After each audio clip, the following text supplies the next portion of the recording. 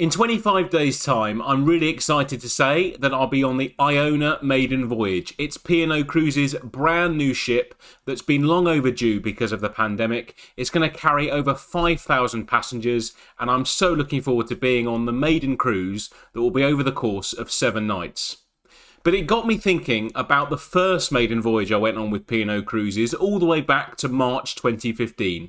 My friend Hilary and I were really delighted to be able to go on to Britannia for her maiden voyage around the Mediterranean. When I look back at the itinerary of the maiden voyage that started on Saturday the 14th of March, I remember it being a horrible day in terms of weather. And the sail away was cold, it was wet, but it didn't dampen our spirits. So we were on board for 14 nights. We started, of course, by embarking the ship in Southampton, and then we had 2 days at sea to just enjoy the sights of Britannia, get used to the layout, and really explore all that Britannia had to offer. Then we arrived in Gibraltar, at sea for another day, and then on the 19th of March arrived in the beautiful city of Barcelona. The next day, we arrived in Monte Carlo in Monaco, and then on the Saturday went on to Rome. Corsica was next, before another day at sea on the 23rd of March, and then we arrived in Cartagena. Followed by docking in Cadiz to allow us to go to Seville, which allowed us 2 more days at sea before disembarking the ship on the 28th of March back in Southampton. I'd never been on a maiden voyage before, so I was delighted to find that in the cabin one day when we got back to the activity that we were doing, I found a beautiful piece of china in a box with a special presentation plate. As you can see, it's a really lovely piece of decor, and it actually sits in my mum's cabinet. I didn't really have much desire to put it out here. I didn't want it to get damaged. My mum really enjoys looking at it, and it was really lovely to receive such a great memento of what was a wonderful 14 days. So after the 2 days of exploring the ship and finding out about the Sindhu restaurant, the Market Cafe, the Limelight Club, and all the things that Britannia had to offer, we arrived in Gibraltar, and I distinctly remember docking in Gibraltar and how much rain there was around. Hilary and I went on to an excursion. In fact, we did an excursion on all of the ports we docked at because we thought we wanted to, make full advantage of being on such a wonderful cruise and a beautiful new ship. And I have vivid memories of being up at the rock at Gibraltar. I decided I didn't want to get off, in terms of finding it a bit too difficult to walk around it. But Hilary was very keen to go and see the monkeys, get off the coach, and obviously go and see the rock with some of the other passengers that was on the excursion. And I distinctly remember one particular couple opening the door to the coach with their waterproofs on, and within about 30 seconds came back and said, "It's far too wet for us." And they were already dripping and bringing the rain and the water into the coach with every step that they took. It was absolutely soaking. But it didn't dampen the spirit of the cruise and didn't dampen our ability to be able to enjoy some of the sights, albeit the damp sights, that Gibraltar had to offer. Now, if I think back to our stop in Monaco, I remember that Hilary and I were due to get off after lunch. And to be able to get off in Monaco, you have to go on board one of the tenders. And if you've not had a tender experience, it really is quite enjoyable. It's one of those little sort of lifeboats that has its own motor on it. So Britannia is not able to dock in Monaco because it's so big. There isn't any facilities for it. So it chooses an anchor point in the middle of the ocean that it's around, near to the coastline. And then you're taken effectively in a lifeboat over to where you need to disembark. So we were planning on doing that and getting some lunch first. And we remember being told an announcement on the tannoy from the captain, Captain Paul Brown, saying that the weather conditions the sea conditions had deteriorated to a point where he would recommend those of us with mobility issues should not disembark the ship because they might find getting onto the tender and indeed off the tender at both locations very, very difficult.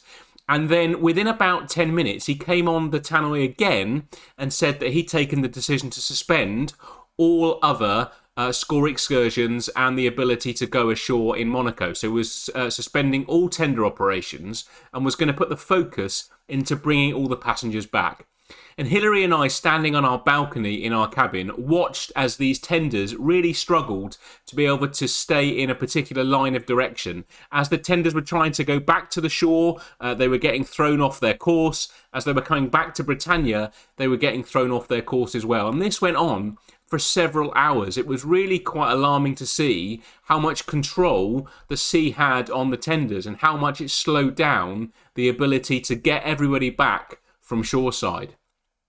And when I think about it now, I remember the captain coming back on the tannoy later on the evening to tell us that he'd already had many letters of thanks from the passengers for his crew, to thank them all for all their efforts. We heard about one poor member of the crew that during the tender operations in disembarking had managed to really damage his arm and be injured.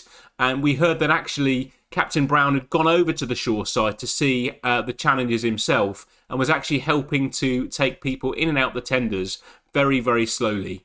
I remember a really heartfelt and motivational speech effectively from the captain when he said that he's always very proud of the crew that he has on board his ship, but have never been so proud of the crew that he commanded at that particular stage for the level of courage that they showed and how much they went beyond the call of duty in our stop to Monaco. Now, of course, for those of you that follow me on my cruise blog will know that food is a really huge part of what I enjoy about cruising, especially being able to enjoy ice cream. But one of the great highlights of Britannia, and there are lots of those, one of the great highlights for me, and Hilary and I really enjoyed doing this, was visiting the Market Cafe, where we managed to buy we had some deli plates for lunch.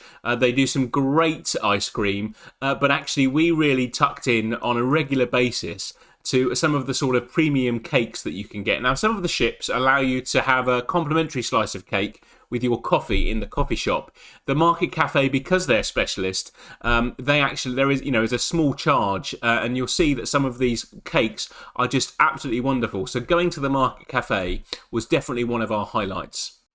Now, as you'll know, I've been cruising with P&O Cruises for quite some time, and the point at which I went on the Britannia Maiden Voyage, I've been cruising with P&O for probably about 5 years already, so I had a good idea of what a cruise ship can offer. I certainly had a good idea of how much great service we could expect from P&O, but Hilary, of course, it was her first cruise and had no idea what to expect, and I'm delighted to say that she was blown away by what she saw on the ship and how much we both enjoyed having a holiday together on such a wonderful vessel. But one of the highlights I would say for Hilary was her chance to actually meet in person Marco P.A. White, one of the food heroes of P&O Cruises, who was there to mark the fact it was a maiden voyage and was there to sign some of his books and was there to give a talk in the Headliners Theatre Company. So Hilary was able to go along, queue up with her book that she bought and be able to get his signature and, of course, meet him face to face.